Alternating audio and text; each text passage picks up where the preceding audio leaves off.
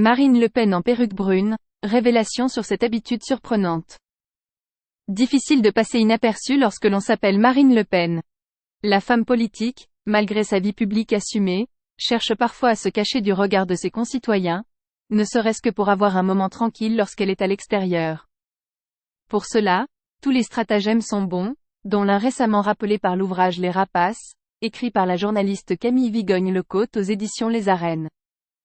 Dans ce livre, l'autrice raconte que la mère de Jeanne, Mathilde et Louis a longtemps eu l'habitude d'organiser ses rentrées politiques en septembre à Fréjus dans le Var, à moins de 100 km de la ville de Nice. L'occasion pour elle d'y profiter d'une pause dans son planning souvent surchargé, en allant respirer l'air marin sur la célèbre promenade des Anglais. Mais pour éviter d'y être reconnue et assaillie par les passants pour des autographes, des selfies et des discussions, l'ancienne candidate à l'élection présidentielle a une astuce. Marine Le Pen y goûte un peu de légèreté, se cache parfois sous une perruque brune pour une balade le long de la promenade des Anglais.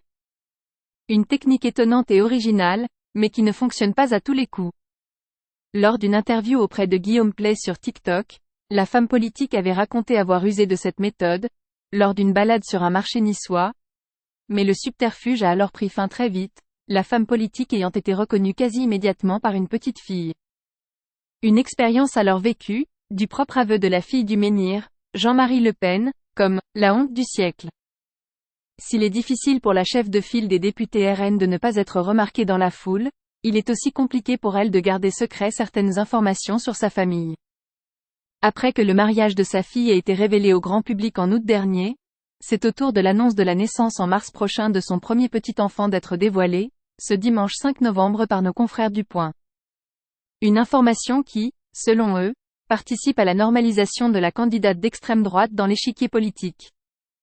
Un point de vue qui n'a pas fait l'unanimité et qui a même été moqué par certains membres du clan Le Pen, y voyant une surinterprétation dans ce qui est seulement selon eux une bonne nouvelle familiale.